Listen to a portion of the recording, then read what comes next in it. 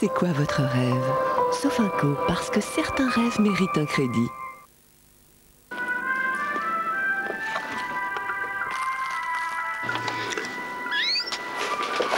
Sandwich Donna, plutôt mourir que d'en perdre une miette. Pour la charcuterie légère, laissez faire le Gaulois. Jambon de volaille le Gaulois, impossible n'est pas le Gaulois.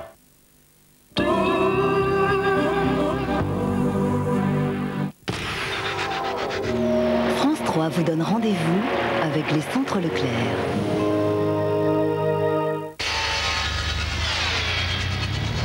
C'est une histoire d'amour et de haine qui se joue depuis des années sur la côte ouest du Canada. Là-bas, en moins de 40 ans, l'orque du Pacifique, un dangereux prédateur qu'il fallait éliminer à tout prix, est devenu le héros des parcs d'attractions. On l'appelait la baleine tueuse. Elle est devenue un animal fétiche. Autour de Vancouver, les orques vivent désormais dans leur milieu naturel.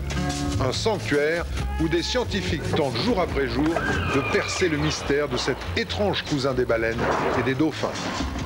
Conversation avec les orques, c'est demain à 20h50 dans Thalassa, sur France 3.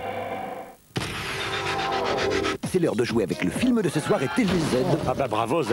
Merci pour le tuyau, hein. On va pouvoir jouer sans se mouiller. Et tenter de gagner un combiné téléviseur lecteur DVD. Et un abonnement d'1 an à TéléZ qui propose les programmes de 95 chaînes câbles et satellites, des pages magazines et des jeux. Il suffit de répondre à cette question. Dépêchez-vous quand même. Et d'envoyer sa réponse sur bulletin TéléZ ou sur papier libre à cette adresse. Alors on sèche. Allez, on regarde le film sur France 3. Oh ben non,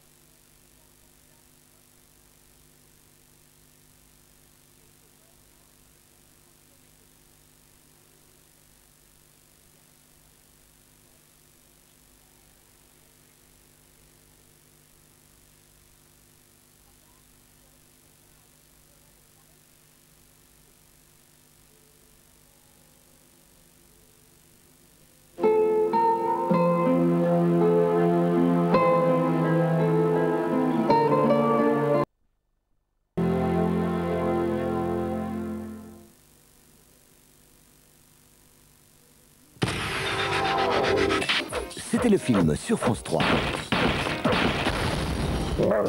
Avec TéléZ. Aujourd'hui, en Russie, on arrache de force à leur famille des enfants de 18 ans. Après manipulation, humiliation, ils sont enrôlés dans l'armée. Enquête sur l'incroyable après la météo et Soir 3.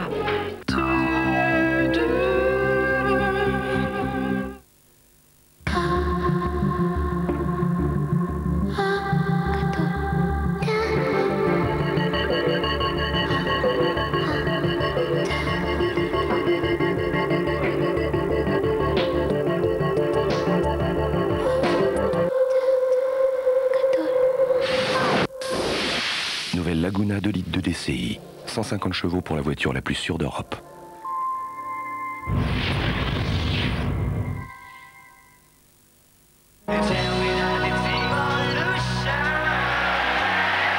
Avec Orange, sur votre mobile, recevez tous les résultats de la D1 en vous abonnant au SMS Info.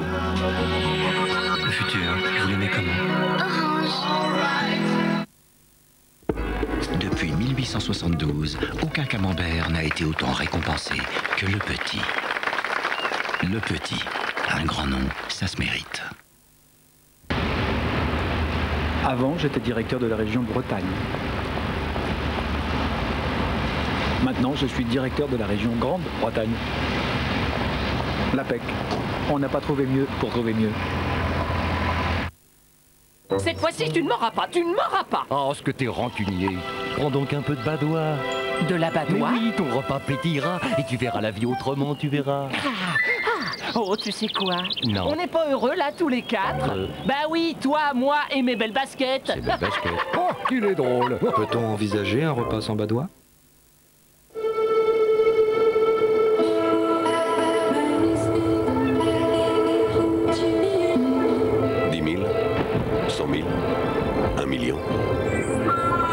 Le nombre de virages que vos pneus vont affronter. Ce qui compte, c'est qu'ils adhèrent parfaitement. Virage après virage après virage. Faire durer cette performance, c'est notre engagement chez Michelin. Michelin, les plus belles performances sont celles qui durent. Naturel. Élégant.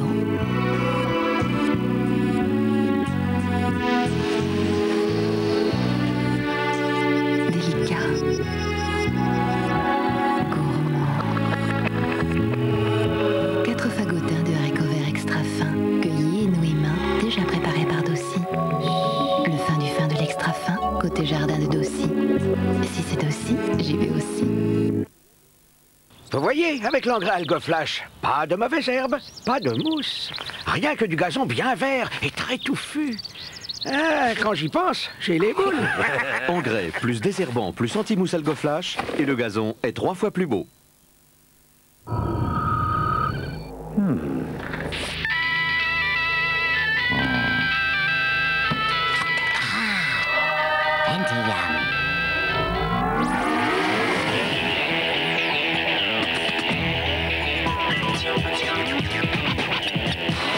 Maintenant, mixez votre son numérique comme un DJ.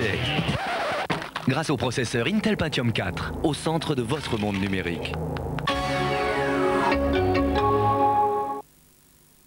C'est toujours un honneur de partager un moment exceptionnel avec une star comme elle. Quelle harmonie, quelle tendresse, quelle moelleuse. Savoureuse, généreuse. Une diva du canard. La mousse de canard au Porto par Madrange.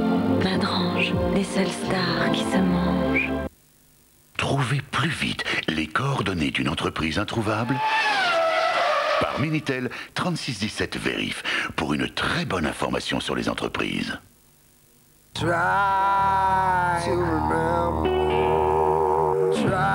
to remember when life was so tender. Try to remember when life was so tender. And for Carte noire, un café nommé Désir.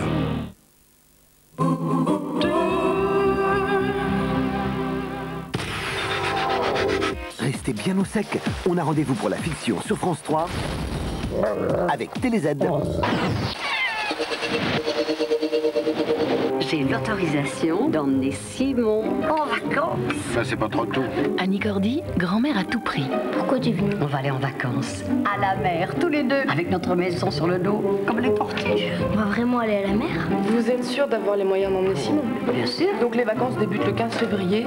Ça vous laisse 2 semaines pour vous organiser. Sans domicile fixe, pas sans idée. On m'a volé ma camionnette! J'ai rien vu. Qu'est-ce que je vais devenir? Mais Simon, qu'est-ce que je vais lui dire? Pour que son petit-fils découvre enfin la mer, elle ira jusqu'à défier plus fort qu'elle. C'est moi sortir de là! Samedi à 20h55 sur France 3. Je dois la fermer, je te dis. Sans blague.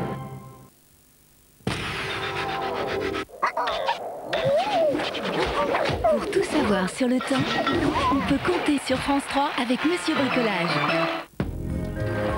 Je vous souhaite de passer une excellente fin de soirée en notre compagnie. Le week-end de Pâques s'annonce très ensoleillé sur le nord du pays. En revanche, la nébulosité sera importante sur le sud de la France, car si l'anticyclone est installé sur l'Allemagne et la France et qu'il influence le nord, eh bien au sud, vous aurez l'influence d'une dépression qui s'est creusée sur la péninsule ibérique. Et regardez ces masses nuageuses qui progressent poussées par un flux de sud. Elles affecteront le sud du pays, donnant de gros nuages et quelques gouttes de pluie. Alors demain, dans le courant de l'après-midi, après une matinée très ensoleillée sur le nord, on va garder ce soleil radieusement installé. En revanche, eh bien, le soleil sera voilé par quelques bancs de cirrus et de stratocumulus aussi, du Poitou-Charentes jusqu'à l'Aquitaine. Ça pourrait même évoluer en averse sur la côte basque et la côte landaise. Nous aurons également des nuages du Massif central à la Provence, à la Côte d'Azur, à la Corse et quelques averses sur le Languedoc-Roussillon. Tout ceci alimenté en vent marin ou vent d'OTAN à 60 km à l'heure, donc un vent assez frais. Regardez les températures. Demain, après des gelées matinales, elles auront du mal à grimper, mais comme le flux de sud va s'organiser, eh bien, elles oscilleront entre 14 et 17 degrés pour la moitié nord et 14 et 20 degrés pour la moitié sud. On s'aperçoit que la douceur arrive par le sud-ouest tout d'abord avec 20 attendus pour Biarritz. La tendance de samedi, dimanche et lundi de Pâques, eh bien samedi, ça restera à peu près semblable, avec toujours quelques averses sur le sud-ouest du pays, un vent de sud qui soufflera donc sur le golfe de Gascogne. Du soleil au nord, quelques nuages affecteront l'ouest et le sud et les températures seront en hausse 16 et 17 degrés. Pour dimanche et lundi, même type de temps, avec à l'ouest eh bien des nuages et quelques averses des Pyrénées jusqu'à l'Aquitaine. Pour les températures, voyez que la progression se fera jusqu'à lundi, nous attendons 18 et 19 degrés et que la pluie gagnera du sud-ouest au sud-est et là, effectivement, le ciel restera un peu nuageux sur ces mêmes régions. Je vous souhaite une excellente soirée. Demain, ce sera le vendredi saint. Je vous souhaite un très beau et long week-end de Pâques, mais faites attention aux petits malins car le lundi de Pâques tombe également le 1er avril. Alors attention aux petits poissons. Excellente soirée à tous. C'est maintenant le Soir 3 présenté par Laurence Bobillet.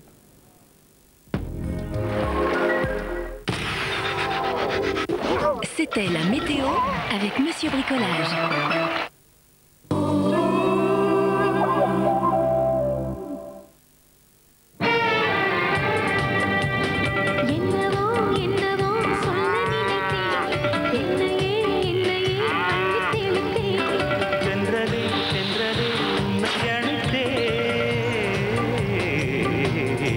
Les mêmes choses en scénique. Jusqu'au 31 mars, profitez d'offres exceptionnelles à l'occasion du printemps du Club Affaires Renault.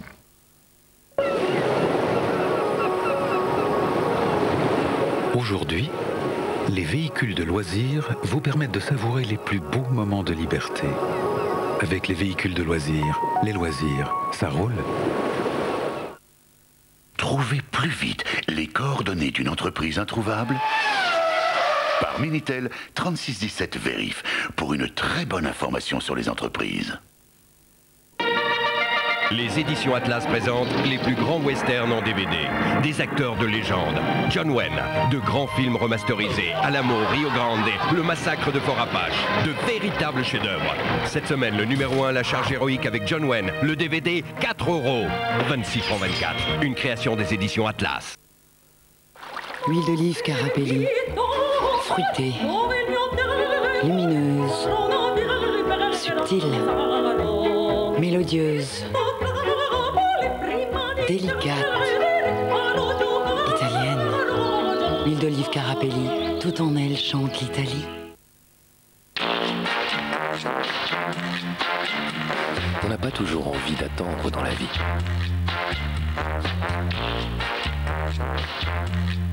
Sauf si c'est pour une bonne nouvelle. Avec votre carte Vitale, vous n'attendrez pas plus de 5 jours pour être remboursé. L'assurance maladie, plus on en fait pour la santé, mieux vous vous portez.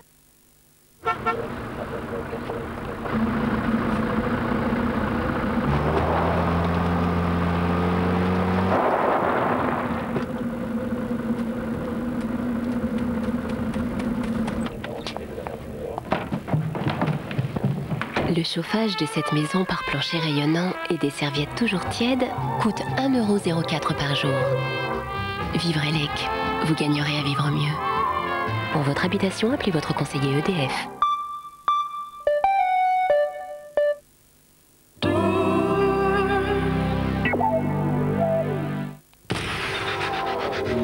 France 3 vous donne rendez-vous avec les centres Leclerc.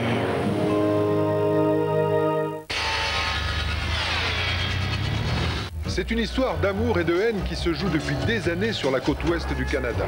Là-bas, en moins de 40 ans, l'orque du Pacifique, un dangereux prédateur qu'il fallait éliminer à tout prix, est devenu le héros des parcs d'attractions.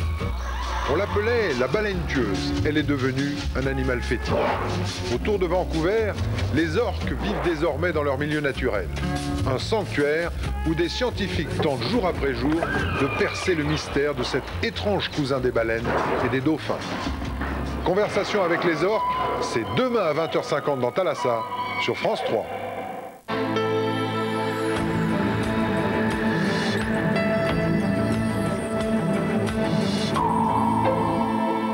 Madame, Monsieur, bonsoir. Dans ce journal, nous reviendrons sur le suicide de Richard Durn pendant sa garde à vue. La maire de Nanterre a dit qu'il n'y avait pas d'excuses. Le ministre de l'Intérieur a parlé de dysfonctionnement grave. Polémique politique sur la tuerie de Nanterre. Ce soir, Jacques Chirac a accusé les pouvoirs publics de défaillance. De son côté, Lionel Jospin se refuse à la surenchère. Et dans l'actualité aussi, la peine de mort requise contre le Français Zacharias Moussaoui, accusé par les États-Unis de participation active aux attentats du 11 septembre. Marie-Lise Lebranchu a regretté la décision de la justice américaine. C'est un sentiment d'incompréhension qui domine après le suicide en garde à vue du tueur de Nanterre. Personne ne pouvait ignorer qu'il voulait mettre fin à ses jours. Richard Durn s'est jeté dans le vide devant les deux enquêteurs qui l'interrogeaient dans les locaux de la police judiciaire. Christophe Nardini, Gwenaël Le Gouil. Ces clichés ont été pris quelques instants après la chute de Richard Durn. Dans la cour intérieure de la brigade criminelle, les secours ont bien tenté de réanimer son corps, mais le décès a été constaté à 10h25. 2-3 minutes après, je suis sorti un peu comme tout le monde. Il y avait déjà pas mal de gens. Les pompiers étaient dans la cour, les gendarmes autour du corps. On n'a rien vu, j'ai vu simplement qu'il y avait des personnes autour, des mesures qui étaient faites, des photos qui étaient prises. Commence alors l'enquête dans l'enquête pour établir les circonstances de cette défenestration. Le meurtrier de Nanterre se trouvait au 4e étage de la brigade criminelle, entendu par 2 officiers. Avec l'un d'entre eux, le contact passe plutôt bien. Richard Durn, qui restait prostré jusque-là, commence à se confier et à expliquer son geste de la veille. L'homme, qui semble calme, n'est pas menotté. L'enquêteur lui demande de se lever pour consulter un document. Richard Durn saisit alors l'occasion pour bondir vers un Velux et sauter. Les 2 policiers essayent de le retenir en l'attrapant par les pieds. Trop tard. On savait Richard Durn suicidaire. Pour certains, s'il y a eu erreur, c'est sur le lieu de son audition. S'il y a un problème dans cette affaire-là, c'est effectivement de se poser la question pourquoi on a interrogé dans des locaux de police et pourquoi, s'agissant de tout ce que vous venez de dire, on ne l'a pas interrogé en milieu hospitalier fermé. Alors ça, c'est la vraie question. Mes collègues sont officiers de police, ils ne sont pas psychiatres. La police des polices a été saisie par le ministère de l'Intérieur pour savoir s'il y a eu négligence lors de la garde à vue. Il s'agit, à mon avis, d'un dysfonctionnement grave.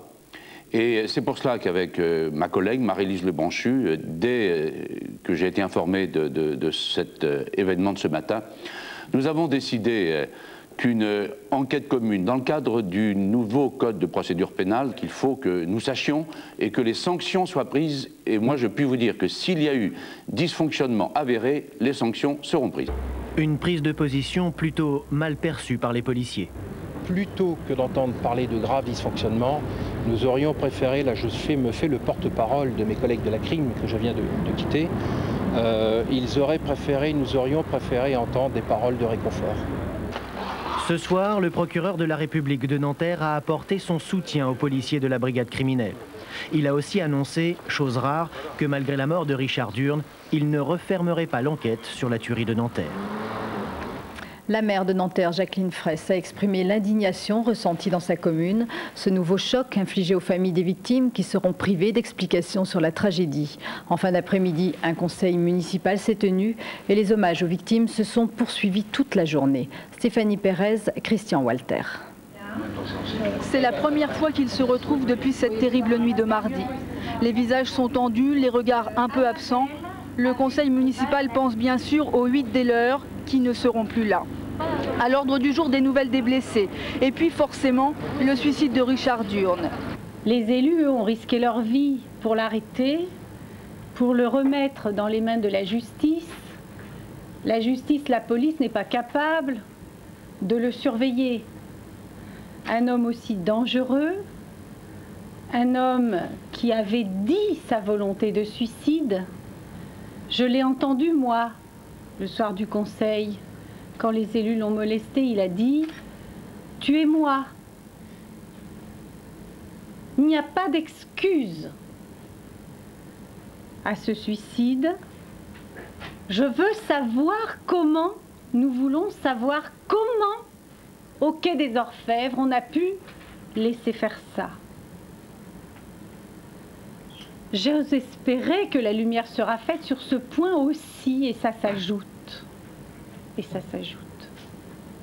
Nous avons été consternés d'apprendre ce suicide, surtout qu'à événement exceptionnel, il aura fallu prendre des mesures exceptionnelles. Et là, je pense qu'il y a une incompétence au plus haut niveau de l'État. Et quand on parle de sanctions, eh bien, il est temps de sanctionner les premiers responsables de cette incompétence. Colère aussi des Nantériens qui continuent de se recueillir à la mairie. Ils savent aujourd'hui qu'il n'y aura pas de procès. Après l'émotion toujours très vive, l'amertume de voir que Richard Durn a atteint son objectif, mourir en faisant parler de lui. Il n'y aura pas jugement, il n'y aura pas de jugement pour les familles, pour faire le deuil de ce qui est arrivé et que je trouve désastreux, quoi. On ne peut pas accepter ça. Mardi prochain, Nanterre rendra hommage à ses victimes. Administration, associations, écoles et universités seront fermées pour une journée du souvenir. Richard Durn avait écrit 3 lettres dans lesquelles il affirmait vouloir se suicider et tuer des gens. Ses proches savaient qu'il souffrait de troubles psychiques et aujourd'hui ils s'en veulent de ne pas avoir pris ces menaces au sérieux. Laurence Ragon. Son envie de meurtre, son suicide, tout est écrit noir sur blanc dans cette lettre de 6 pages, reçue mercredi matin par une amie de Richard Durn qui vit en Normandie. Durn y explique qu'il a raté sa vie. Licencié en histoire, il aurait voulu être professeur, mais il touchait le RMI. Je suis fou et je sens partagé par la mère de Richard Durn, ouvrière d'origine slovène. Durn vivait avec elle, il avait déjà tenté de se suicider 2 fois. Sa mère s'inquiétait de la présence d'armes à son domicile, elle avait supplié son fils de les rendre. J'ai dit, Richard, tes armes, tu vas faire une bêtise un jour et tu vas faire prison. Il dit, je ne fais pas prison, je ne vais pas dans un asile psychiatrique, je ne veux pas être clochard.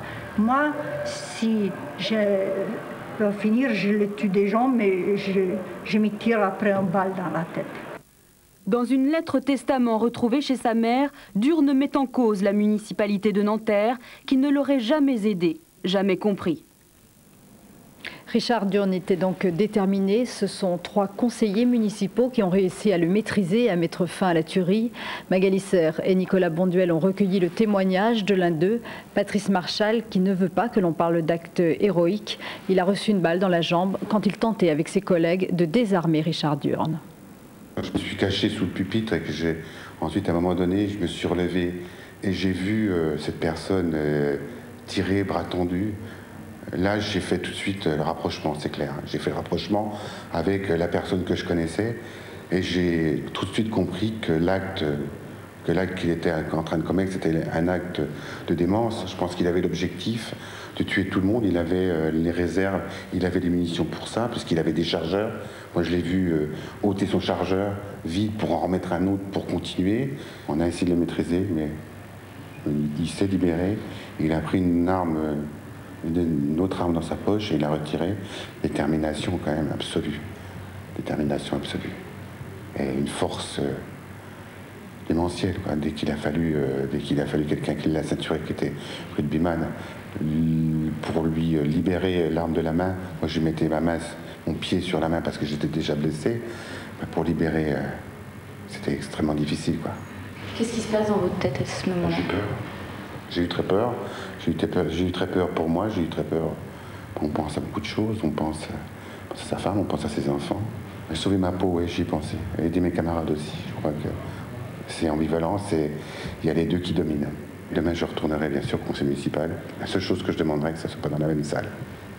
Voilà, parce que je crois que c'est impossible de plus de retravailler dans cette salle-là, avec ce qui a été, après ce qu'on a vécu.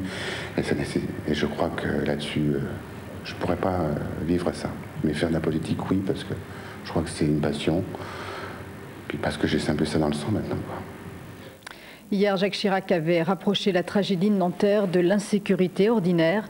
La gauche avait dénoncé une exploitation politique. Ce soir, le président candidat est revenu sur la tuerie en accusant les pouvoirs publics de défaillance. Dominique Martineau. Jeudi après-midi, Jacques Chirac était venu parler de l'insécurité et de la violence à l'école à Savigny-sur-Orge. L'occasion pour lui de revenir sur le drame de Nanterre. Il avait rapproché la montée de la violence et de la délinquance avec la tuerie et la folie meurtrière de Richard Durn. Immédiatement, tous ses adversaires avaient crié à l'exploitation politique. Ce soir, Jacques Chirac a été encore plus loin, accusant les pouvoirs publics de ne pas avoir pris en considération un certain nombre de clignotants. Il a dénoncé les lacunes du système. Ce que je dis, c'est qu'il est de la responsabilité de l'homme public investi du pouvoir de diriger un pays. Il est de sa responsabilité de faire en sorte que l'ensemble de la chaîne de responsabilité, de vigilance, d'alerte, soit réanimé, soit relancé, soit redynamisé. Est-ce que, par exemple... De façon à ce que l'on puisse, dans toute la mesure du possible, je le répète, non pas supprimer le risque, évidemment, mais réduire les zones de risque. Et là, il y a eu des défaillances. Il n'est pas normal que ce personnage ait été en possession d'armes de cette nature. Déplorant le suicide du meurtrier, il s'est indigné, à l'unisson avec la maire communiste de Nanterre, que les familles et la société puissent être ainsi privées de la vérité. Le président candidat a donc volontairement durci le ton ce soir, en plein cœur d'une campagne qui se focalise depuis le début sur les problèmes de sécurité dans le pays. Lionel Jospin, qui était en meeting à Dijon, se refuse à polémiquer. Le Premier ministre candidat a affirmé que la tuerie de Nanterre posait des interrogations légitimes, mais que l'heure était au recueillement. Sur place, Catherine Demangeat, Hélène Frade. Le rituel est toujours le même. Lionel Jospin fait son entrée sur la musique de Jean-Jacques Goldman, Ensemble, et la bousculade de Rigueur. Mais ce soir, le drame de Nanterre est bien sûr dans tous les esprits et le meeting commence par un moment de recueillement. Je vous demande donc de bien vouloir respecter une minute de silence en la mémoire de nos amis républicains disparus.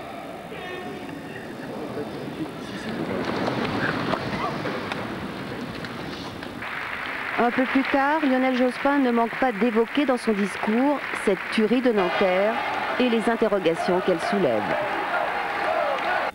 Il faudra sans doute encore mieux contrôler la mise en œuvre de la législation sur les ventes d'armes dans notre pays, qui est pourtant une des plus sévères.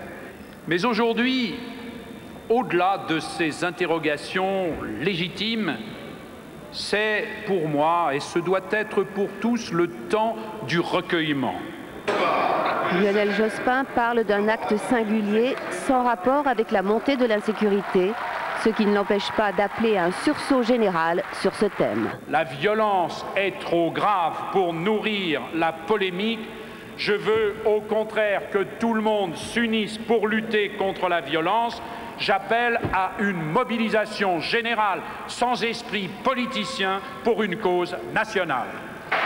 Lionel Jospin veut ainsi afficher sa détermination face à son rival Jacques Chirac, qui a fait de l'insécurité le thème principal de sa campagne. Dans l'affaire des disparus de Lyon, la ministre de la Justice a sanctionné 3 magistrats. Marie-Lise Lebranchu a suivi l'avis rendu par le Conseil supérieur de la magistrature. Daniel Stojinovic a été révoqué, mis à la retraite d'office. René Meyer, qui n'est déjà plus en activité, s'est vu retirer son titre de magistrat honoraire. Et Jacques Casal, qui est avocat général à la Cour d'appel de Paris, sera muté vers une autre juridiction. Un 4e magistrat a été relaxé. La France regrette la décision de la justice américaine. La peine de mort a été requise contre le Français Zacarias Moussaoui, accusé de participation active aux attentats du 11 septembre. Nicolas Luizet. Mon fils, il n'a rien fait, puis c'est tout. Voilà. C'est une mère effondrée. Aujourd'hui, le ministre américain de la Justice a donné son accord. La peine de mort sera requise contre Zacarias Moussaoui. Pour l'accusation, c'est un terroriste. Sa mère ne veut pas y croire. S'ils en ont des preuves, il n'a qu'à les montrer. Comme ça, on n'a rien à dire. Chacun, si on a fait une faute, on paye. Mais si il n'a rien fait, non, je regrette. Mon fils, moi, je considère mon fils est un beau commissaire. C'est tout. La décision pourtant était prévisible. En décembre, lorsque sa mère se rend aux États-Unis, Zacarias Moussaoui est accusé d'avoir participé activement aux attentats. Complot terroriste, actes de piratage, destruction d'avions. Chacun de ces chefs d'inculpation est déjà passible de la peine capitale, mais le ministre invoque encore des circonstances aggravantes. L'une de ces raisons, c'est que ce crime a fait des milliers de victimes. C'est pourquoi nous voulons que la justice soit rendue. Marie-Lise Lebranchu regrette la décision. La coopération judiciaire de la France n'est pas remise en cause, mais conditionnée. Il n'y aura pas d'image. Nous demanderons à chaque fois que les pièces ne servent qu'à la vérité et en aucun cas à la réquisition prononcée aujourd'hui de peine de mort ou prononcée de la sentence. Ce Français est aujourd'hui le seul inculpé dans l'enquête sur les attentats du 11 septembre. Son procès devrait s'ouvrir en principe en octobre. Le chauffeur de bus de Marseille, qui avait affirmé avoir été arrosé d'essence par des agresseurs, a menti. Les enquêteurs, qui avaient relevé plusieurs incohérences dans son récit, l'avaient placé en garde à vue, où il a avoué avoir inventé tout ce qu'il avait raconté avec détail. Une fusillade a éclaté ce soir à Antony, en région parisienne. Un jeune homme de 23 ans a été tué par balle par 3 individus qui ont pris la fuite. Cela s'est passé devant la cité universitaire. On ne connaît pas l'identité de la victime. Selon la police, il pourrait s'agir d'un règlement de compte. Au Proche-Orient, Yasser Arafat se déclare prêt à un cessez-le-feu, mais le Hamas poursuit ses actions meurtrières. Après l'attentat de Netanya qui a fait 20 morts, 4 Israéliens ont été tués ce soir dans l'attaque d'une colonie juive. Israël prépare sa riposte. L'armée pourrait mobiliser une partie de ses réservistes dans les prochaines heures. Régis Nussbaum. Des chars israéliens et des transports de troupes ont commencé à prendre position ce soir dans la banlieue de Ramallah, en Cisjordanie. Et la bande de Gaza a été coupée en 3 par l'armée israélienne. Des mouvements qui annoncent peut-être une riposte de grande ampleur. L'armée israélienne pourrait même rappeler une partie de ses réservistes. Une riposte mise au point ce soir par le gouvernement d'Ariel Sharon, qui tient l'autorité palestinienne pour responsable de l'attentat de Netanya. Nous avons vraiment le sentiment que les Palestiniens, sous la direction de Yasser Arafat, ont rejeté la mission du général Zini et sont maintenant dans le camp des ennemis les plus extrémistes d'Israël. Dans les territoires palestiniens, c'est la crainte des représailles. À Ramallah, les magasins ont été pris d'assaut en prévision d'une opération militaire israélienne. Soumis à une forte pression, Yasser Arafat a proposé un cessez-le-feu inconditionnel. Je voudrais redire que nous sommes prêts à travailler en vue d'un cessez-le-feu immédiat. Un arrêt des violences pratiquement impossible à mettre en place, comme le montre l'attaque d'une colonie juive ce soir dans le nord de la Cisjordanie, qui a entraîné la mort de 4 colons israéliens. L'attaque a été revendiquée par le Hamas, le mouvement de la résistance islamique déjà responsable de l'attentat de Netanya la nuit dernière, dont le bilan s'élève à 20 morts et plus de 100 blessés. Hier, au sommet de Beyrouth, les divisions du monde arabe s'étalaient au grand jour. Revirement aujourd'hui, le plan de paix global proposé par l'Arabie saoudite a été adopté. Les explications de nos envoyés spéciaux Christian Mallard et Christian Decarnet. Ce soir, l'homme fort d'Arabie saoudite, le prince héritier Abdallah, est un homme heureux. Sa vision de la paix avec Israël s'est transformée en plan de paix arabe. Un plan qui stipule la paix et la sécurité pour Israël, la normalisation des relations israélo-arabes en échange du retrait de tous les territoires occupés par Israël depuis la guerre de juin 67. Sans oublier la création d'un État palestinien avec Jérusalem-Est pour capitale. Pour Hassan Salameh, le porte-parole du sommet, le choix stratégique de la paix fait par le monde arabe est une première. Répondre à cette offre de paix dans les pires des circonstances, au moment où des dizaines de victimes tombent, avoir le courage de parler clairement d'un plan de paix, de normalisation, dans les circonstances comme celle-là, moi, je ne connais pas de précédent. Ce soir, après multiples palabres et dissensions, tout est rentré dans l'ordre. Bachar el-Assad, le Syrien, a trouvé un compromis avec le prince Abdallah sur le problème du retour des réfugiés palestiniens et le prince saoudien a même réussi à amorcer la réconciliation entre l'Irak et le Koweït 11 ans après la guerre du Golfe. Restent 2 interrogations majeures. Sharon ne risque-t-il pas de répéter qu'il ne veut pas d'un retour aux frontières de 67 pour des raisons sécuritaires? Et ne risque-t-il pas de dire aux pays arabes, vous ne pouvez pas à la fois proposer un plan de paix et soutenir l'intifada? La disparition d'une légende d'Hollywood, le réalisateur américain Billy Wilder, qui avait signé plusieurs grands succès du cinéma mondial, comme Sunset Boulevard, 7 ans de réflexion ou encore Certains l'aiment chaud, une carrière couronnée par 6 Oscars. Il était né en 1906 en Autriche et c'est à Paris qu'il avait réalisé son premier film dans les années 30, où il s'était réfugié pour fuir le régime nazi. C'est la fin de ce journal. À suivre coulisses de campagne. Très belle fin de nuit. Au revoir.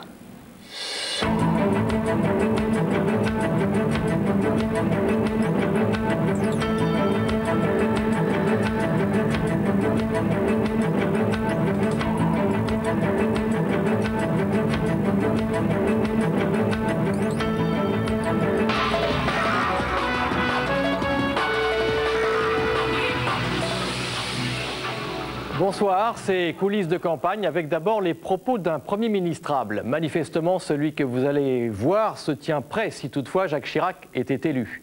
Programme, calendrier, écoutez ces propos dans l'avion qui emmenait hier soir Nicolas Sarkozy en meeting à Rennes. C'est le bloc-notes de Serge Moati.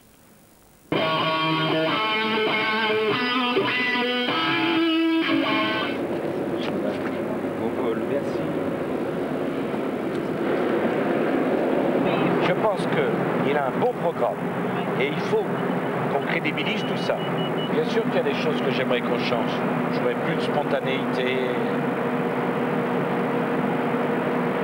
Je souhaiterais aussi que maintenant nos engagements sont clairs. Il faut qu'on les date maintenant. Qu'est-ce qui changera au bout d'un mois?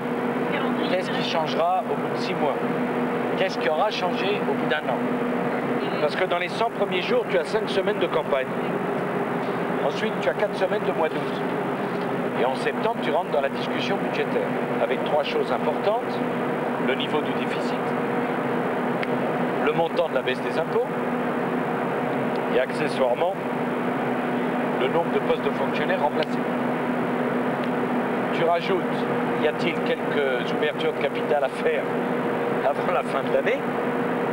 Compléter le code pénal pour donner la possibilité aux procureurs d'envoyer des mineurs délinquants, non pas en prison mais dans les internats, qui vient en complément de la proposition de Chirac de demander à son gouvernement,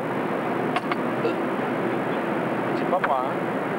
Est-ce que tu ne crois pas, Nicolas, qu'il y en a quand même une vraie difficulté qui tient à la stratégie de Jospin? D'un côté, il escamote son bilan, en disant le problème c'est pas de gouverner autrement, c'est de présider autrement. Et de l'autre, il minimise les différences en termes de projet. Jusqu'à présent, il y a une partie de la gauche qui trouvait que Chirac était un bon président et une partie de la droite qui trouvait que... À partir du moment où on rentre en campagne, c'est plus un jugement sur le président, le Premier ministre, un jugement sur les candidats.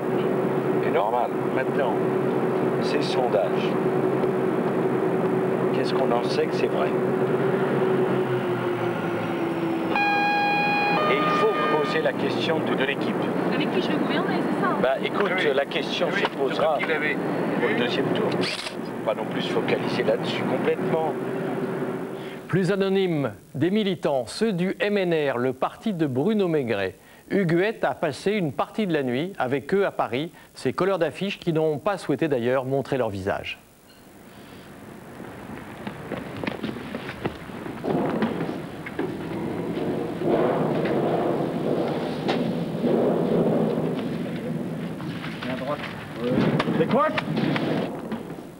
La différence de force financière entre le MNR et le Front National, pour ne pas le nommer, est considérable. Le Front National touche à peu près 50 millions de francs par an, le MNR 0. Donc dans ces conditions, vous comprendrez que ce qui fait la différence, c'est l'huile de coude, c'est la bonne volonté, c'est le militantisme. Voilà.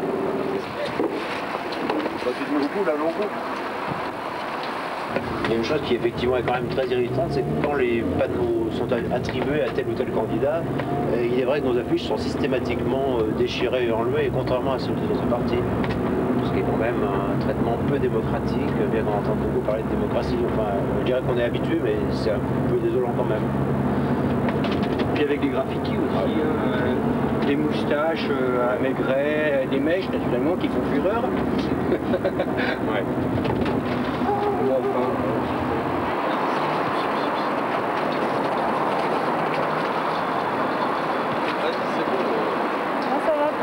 pue du cul.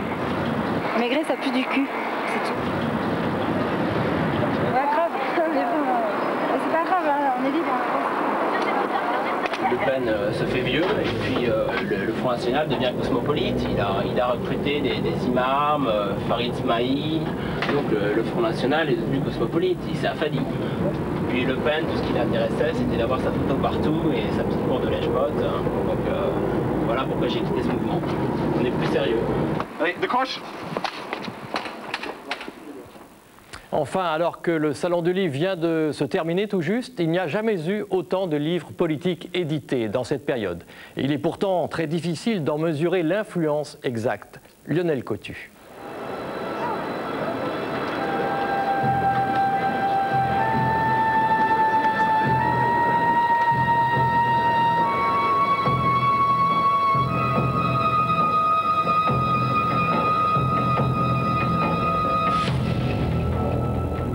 Politique crédibilise l'homme politique. Je crois que globalement, ceux qui vont acheter l'ouvrage sont déjà des convaincus et il est très difficile d'imaginer une personne qui ne serait pas a priori convaincue, de l'imaginer se rendre dans une librairie, acheter un livre pour voir si, après la lecture, elle aura une opinion plus sûre, plus affermie. Ça, c'est un peu la version idéale, mais je crois que c'est très marginal. En revanche, un livre politique peut ne pas convaincre, c'est un risque que prend l'auteur, peut décevoir le lecteur, qui peut le trouver ennuyeux, technocratique, répétitif ou hypocrite, ou même n'évoquant pas des sujets sur lesquels il attendait un peu l'auteur, et produire un effet contraire. En tout cas, les Français ont le choix. Ces derniers mois, plus de 70 livres politiques sont parus contre une vingtaine seulement en 1995. Le livre de campagne a même évolué, tendance journalisme d'investigation. Résultat, ceux qui se vendent le plus ne sont pas forcément ceux auxquels on pouvait s'attendre. Ils relèvent tous d'une catégorie qui est le livre d'actualité. Qu'il s'agisse de livres de programmes de campagne des candidats, qui ont quasiment tous produit le leur, qu'il s'agisse d'enquêtes journalistiques, ou qu'il s'agisse de témoignages d'acteurs directs ou indirects de la vie politique à travers les affaires. Les vainqueurs, ce sont les éditeurs et les auteurs des livres politiques. La vraie question qui se pose ici, c'est qui gagnera de Bernadette Chirac, 250 000 exemplaires, ou du juge Alphen, qui est sorti il y a 15 jours ou 3 semaines, et qui doit être aux alentours de 150 000 exemplaires. C'est ça le sujet. Le succès du livre du juge Alphen dérange les livres politiques plus classiques. Il a fait de l'ombre au livre de Lionel Jospin, qui dépasse pourtant les 70 000 exemplaires. Mais le succès littéraire est aussi à mettre au profit des récits intimes, comme celui de Éric Zemmour, l'homme qui ne s'aimait pas, ou encore 25 ans avec lui, écrit par l'ancien chauffeur de Jacques Chirac. En tout cas, difficile de rigoler avec tous ces livres, alors certains préfèrent l'humour, le croquis et le bienvenu dans le monde austère du récit.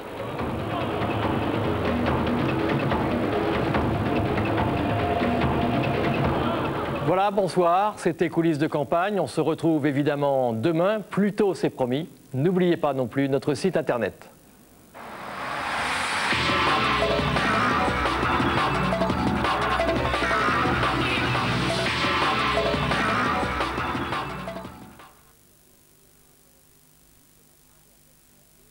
Arrachés de force à leur famille, de jeunes Russes de 18 ans finissent soldats dans l'armée. Sujet tabou tout de suite sur France 3.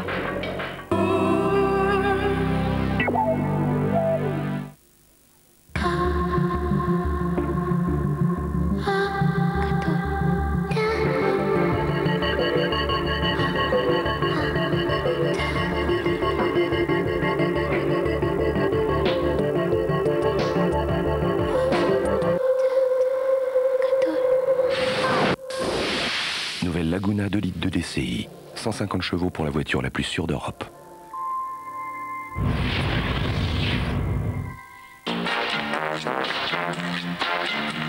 On n'a pas toujours envie d'attendre dans la vie.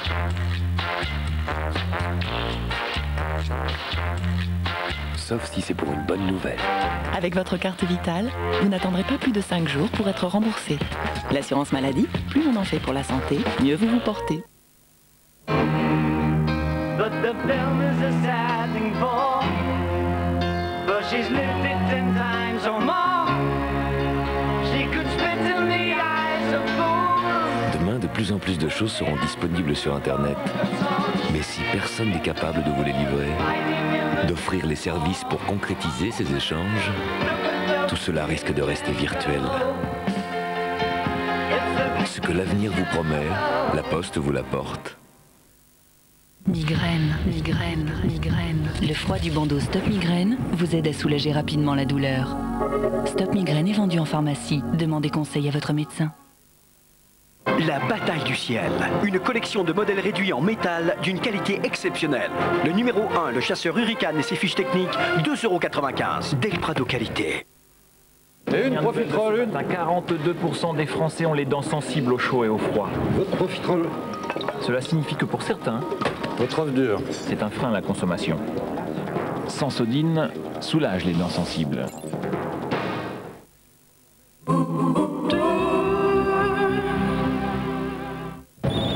France 3 présente Gagner le monde avec SFR Entreprises, téléphonie mobile des entreprises. Mon père fondeur lui-même a dû m'influencer dans mes années, dans mes études, puisque jusqu'en terminale je voulais être dentiste, mais rapidement j'ai bifurqué vers la fonderie. J'ai travaillé tout d'abord dans une grande entreprise multinationale avec des milliers de personnes et j'ai préféré retourner dans la fonderie familiale qui était davantage en taille humaine et où le contact avec le personnel me plaisait davantage. Puis j'ai eu l'opportunité de trouver une société qui était en dépôt de bilan, tout à fait centré dans la fonderie de précision pour l'aéronautique, que j'ai repris donc, et qui occupait 13 personnes et qui emploie maintenant 350 salariés sur 4 sites. Et cette société est en train aujourd'hui de prendre un nouveau tournant en la matière de la fonderie pour du magnésium à la cire perdue, qui ouvrira des marchés dans l'aéronautique, au point de vue des moteurs, et dans la Formule 1, comme elle le fait déjà aujourd'hui pour l'aluminium. Gagner le monde, c'est gagner en humilité au contact des différentes cultures. C'était Gagner le monde sur France 3 avec SFR Entreprises. Ça vous dirait qu'on se paye les 24 heures? Les 24 heures du Mans? T'es fada. T'es complètement fada. Un week-end en famille, on peut s'attendre à tout. Ça fait mes deux cocos. Mais ils sont chiants. Regarde. Allez, chambre 17, je vous laisse. Je la retiens, ta tante, je la retiens. Nous faire dormir dans un bordel. Et quoi un bordel? Un hôtel pour les religieuses. Aux 24 heures, deux jeunes garçons découvrent comment elle est belle. Les dames et les voitures. Tu t'appelles comment? Jackie. Comme l'actrice? Vous n'auriez pas vu deux petits garçons, un petit brun et un blanc un peu plus grand? C'est la fête, on s'amuse et on s'égare. La vie comme un dimanche à 20h55 sur France 3.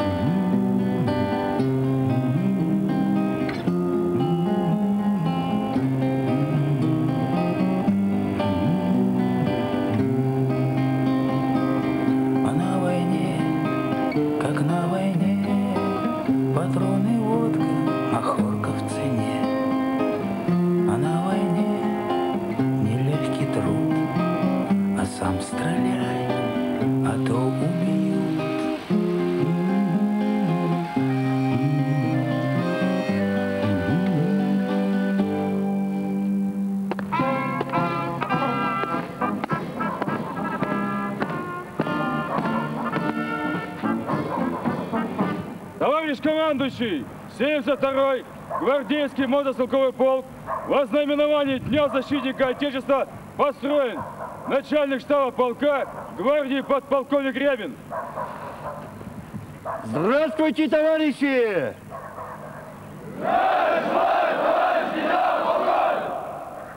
Поздравляю вас с Днем защитника Отечества!